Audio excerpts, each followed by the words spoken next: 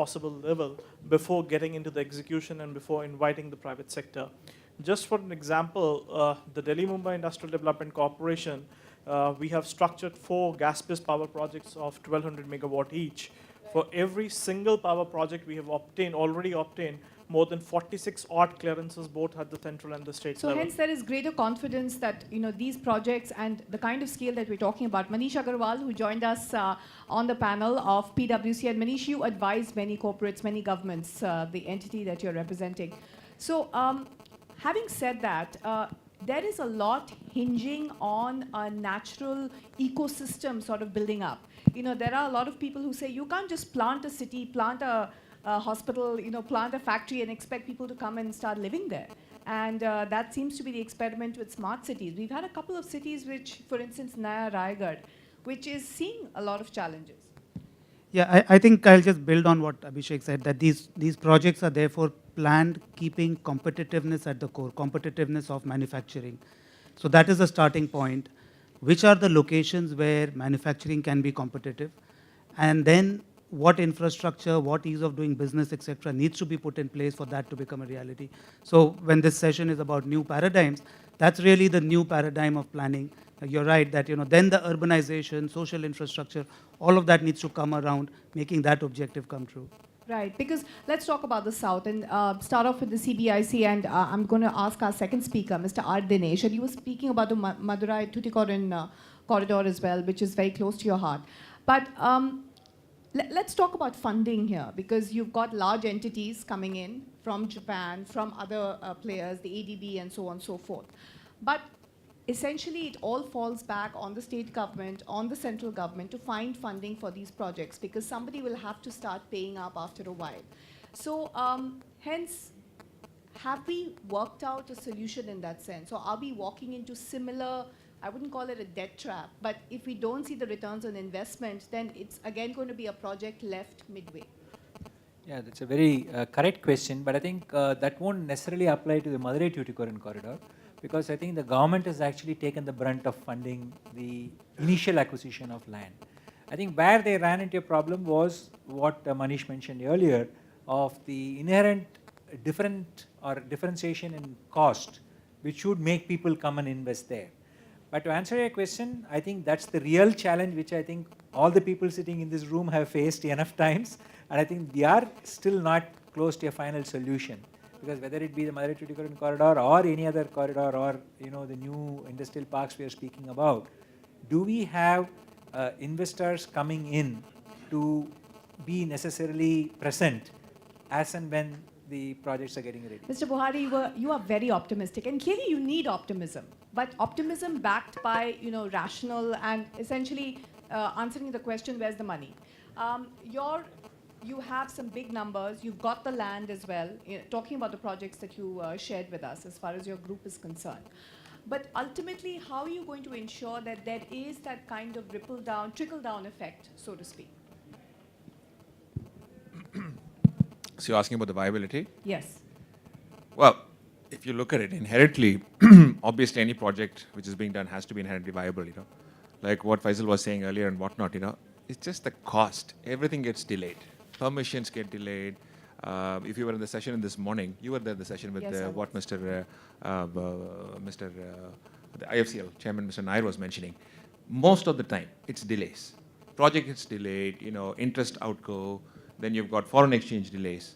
So if we're able to, make sure that we cut short the timeline and make sure it is a properly planned project, properly planned, cut down the delays, viable projects.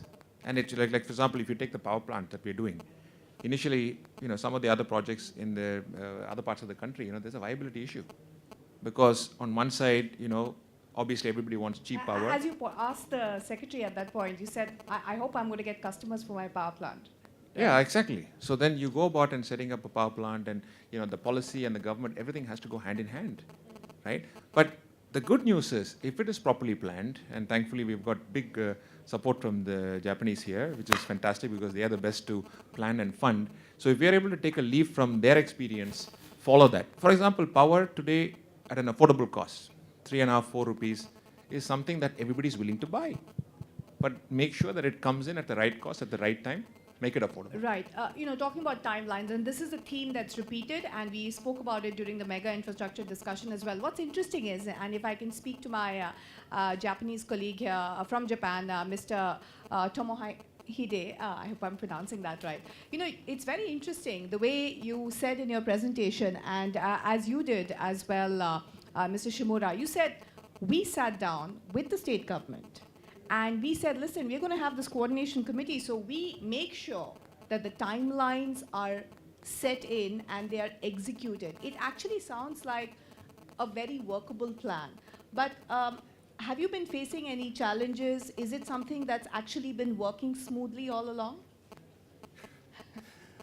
Yeah, actually, that today's my purpose is to just share my experience. Yeah, Right. it is true that there are some difficulty to proceed the project, but also it is said that I also mentioned about always the situation is not keeping same, improving day by day. So it is very important to work to constantly to get and support from the government. Yeah, it's my So are you helping the government in that sense? Because as we said, these are mega projects. You need to get the industry in. You need to get the skilled labor in. You need to get, most important, investments coming in. You're providing part of that investment. Yes, right. But are you also helping in that sense create a larger network of other investors also coming in? Yes, of course. So we are a partner, and also Ascendas is the professional developer.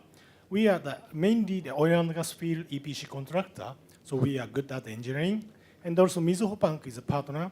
They are good at financing and making planning. So we also, the idea is the United States-based fund. We gather all strengths ourselves. So, And you're creating that network, Yes. getting more people in. Sangeeta, let me come to you because you have set up what is a viable smart city, a zone which is there, built across 1550 acres. And what was interesting to me is that most of the companies that you have brought in were essentially domestic companies, right? Would it be correct in saying that? No. What's the breakup? It is not only domestic companies. In fact, we have focused on companies. As I said, there was a two-pronged focus. Companies who want to invest in India as a marketplace. So whether it's a BMW, which is a large company, but what we focused on, Parinita, was also on companies who are not principals, but Tier 1 ancillaries to large companies like a BMW or a Mahindra or any of the automotive. So whether it is Mecaplast or a BASF being an OEM, we have a slew of large multinationals coming in who actually are looking for, as I said, the benefit of starting business first. But you were at that time at a different cycle in the market, right? When some would say you was perhaps at the right place at the right time, when the markets hadn't dipped. Today, and let me speak to the GMR group, today when you approach the market, you've got the global economy which is turning sluggish, and hence companies, whether it's greenfield or brownfield investments, getting them convinced is a bigger challenge, isn't it, Mr. Bhagat? Yes, it's a challenge, but not one that can't be overcome as such.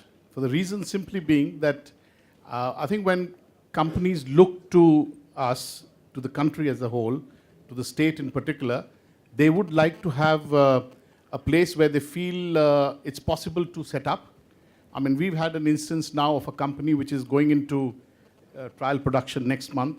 And it's taken them 16 months from the time they first put the excavators to start work and now to have their production, which is not bad. And it's a major international company. So what they look for is infrastructure which is promised. So that's always been a challenge in the past. And if you can do that, clearances, yes, clearances are always an issue, but you've got to find your methods to get around and go around and get those clearances. It's a tough market. It's a tough challenge. I mean, it's not an easy task. I don't necessarily have fitful nights of sleep because there are targets to meet. So it's a bit of both. Okay, fair enough, because at the end of the day, there are three key, the sense that we're getting, one is, of course, you need to create those manufacturing hubs. So you need to have companies coming in, setting up those factories, creating those jobs, have enough skilled labor, and of course, the surrounding supporting infrastructure. It seems like a tall task, but let me come back to you, Abhishek. So where do you start? How are you approaching it?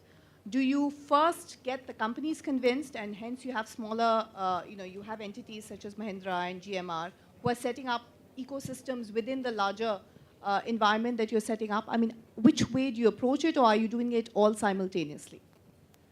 See, as I mentioned before, in the Delhi-Mumbai Industrial Corridor project, when we started with the prospective planning for the entire DMIC region, which is spanning to 1483 kilometer long of the Western Dedicated Freight Corridor, with 200 kilometers on the either side as the influence region.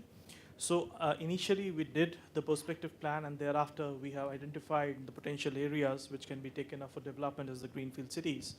After that, our major focus was to develop the infrastructure first before approaching the investors or the private community to come and make investments into the But land acquisition has been a bit of a problem. No? Land acquisition has been a problem, but wherever the land has been made available, now we are in a position to roll out the tender packages for the construction of the roads, drainage, and the underground utilities. That has not been a problem so much in Tamil Nadu. Mr. Sam, if I can just come to you. Sorry, you want to take a sip of water?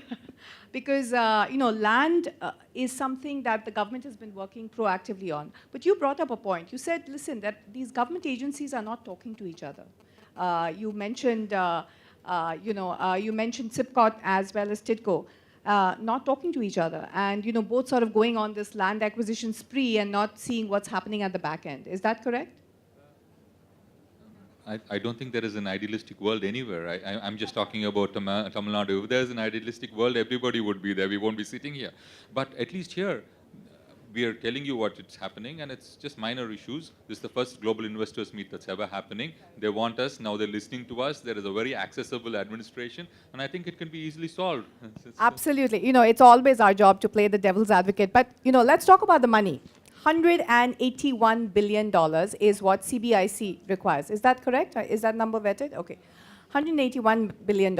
And I'm going to speak to somebody who's very upset with me because I interrupted him very rudely, and that was Mr. Veeramani. Mr. Veeramani, you've been speaking and working with, whether it's this government as well as with Indo-Japan and Indo-American corporations. Where's the money going to come from? Are these countries willing to really cough up, and do they see India as attractive a destination right now? Yes, surely. They've already brought in money and they've invested successfully. Many projects have come in and would come in more. And particularly, there are many areas where we need to focus. Coastal shipping. We can reduce the burden in the internal roads and all that. That is one area. Then tourism. There's a big potential. That should be known. Then cut flowers. Integrating the agriculture sector. Herbal medications and pharmaceuticals. These are some of the areas that we need to focus on. Surely, the Japanese companies, the American companies, and many other international companies, as well as domestic companies, will definitely come in. They will find the money. Money is there all over the world, and there is the way to get it, right way to get it. Mr. Tomohide, what's your reaction when you hear that? Because is there, are we being pragmatic? Are we being realistic? At the end of the day, these are soft loans that you are forwarding to the Indian governments, the Indian state governments. You will want your returns eventually. Yeah, sure. So, will it depend on the success, for instance, of the current projects before you actually go ahead and extend fresh loans? Oh, no, actually, our Prime Minister made a very strong commitment. He made the commitment of 3.5 trillion Japanese yen for next 5 years. That is the 2 lakh crore rupee, which is significant contribution from Japanese side. And I'm sure that the quite large portion could come to Tamil Nadu, definitely. Okay, that's great to hear. Yes? Can I just add one comment to that? I think we will create enough problems for future generations to solve, but we will definitely find funding for us now. Okay, great. On that optimistic note, I'm not going to ask too many questions because I know all of you have been waiting in. I think we have time, if I may ask, how much of time do we have? 5 minutes? 5 minutes? Only 5 minutes? Okay. Okay, 5 minutes. That means 1 minute per question. So, do we have any questions in the audience for our members? You have a question? Oh, ma'am, of course. 1 second. Oh. Please introduce yourself. It's on. So I'm Sharifa Aziz, a correspondent, Crescent Group of girls' institutions and a family member of Mr. Ahmed Buhari. And my question is, of course, Mr. Abhishek, in your speech, you told me that a chunk of the people from the rural areas moving to the urban areas in search of jobs. But have you ever thought of, developing the agricultural industry? Because this country is an agricultural country, and we can expect the minimum qualification from the rural areas, and accordingly, we could also set up small industries where pertaining to the agricultural factor. So, which have you? Because this was not discussed in this panel. That's why I wanted to know whether there's any possibility of. Sorry, is your question as part of the industrial corridor? Are you also delineating agrarian zones? Is that your yes, question? Yeah, that's. As part of the industrial corridor development, what we are doing for the greenfield cities, we are having a mixed-use development whereby we are reserving only 19 to 25% of the total region which will be developed under a greenfield city for the purposes of the industry. The rest is going to be a mixed-use development. I completely agree with the observation that why don't we develop our rural sector and try to stop the migration of the rural population to the urban centers. But again, the mandate with which we are working in this DMIC and the other industrial corridor projects is to see how we can solve the problem of urbanization and see we can create more and more urban centers rather than creating our existing cities into slums. John Morris, a chartered accountant. Actually, while we are doing this, creating the infrastructure, whether any scope to create a method to have a system of underutilized, already created infrastructure, or which is grossly, for example, out of 600, 700 colleges, engineering colleges, 50% is not at all useful. Is there any scope to accommodate the underutilized or unutilized infrastructure into the scheme? Are you talking about you mean the employable labor, making the current No, skilled I am talking labor? about the infrastructure. Engineering college. No, colleges And which are already infrastructure. constructed, it is literally zero admissions. No? Absolutely. So some method, the government or this August So body. reskilling as well as utilizing. Who wants to answer? Everyone's looking the other way. Okay, yes. I think it will lead to actually consolidation is the answer, right? So if the private sector is not going to do it, I don't think you can expect the government to come and do that for us. So I think if we are not responsible for our own investments, I don't think you can ask the government to be part of that. But to answer your question, I think at least from the south part of Tamil Nadu, we did try to do that by trying to create clusters of working together so that at least each of them upgrade themselves. But I don't think there's a solution which this panel can actually find would be my view. Maybe we can have a separate. But The it is policy, a it's a very policy valid level, point. somebody has Absolutely. to take a decision. I think Agree with we you wish 100%. Mr. Sankar was perhaps there. Totally agree with you, but there are early signals which we are seeing that as a group, if we are planning to grow into a sector, so we are, as we were talking about industrialization and urbanization, we are actually looking at people and their assets who have not been able to grow because of some competency lack. It could be because how to energize industrialization and all. One of our growth triggers is that. Look at something which is there, they've got approvals but are not able to operate, conceive because they don't have the competency to do Exactly. so. So that's something which we are trying to look at because land is a precious resource. We might as well. I'm Ramesh Bafna, the president of CREDAI Tamil Nadu. See, basically, the approvals has been the biggest challenge all the time. Even if in the Mahindra city or wherever, anything you want to set up, you have to get approvals from various agencies. Instead, why not the government think of giving giving the norms within the norms? If it is that the Mahindra city itself is empowered to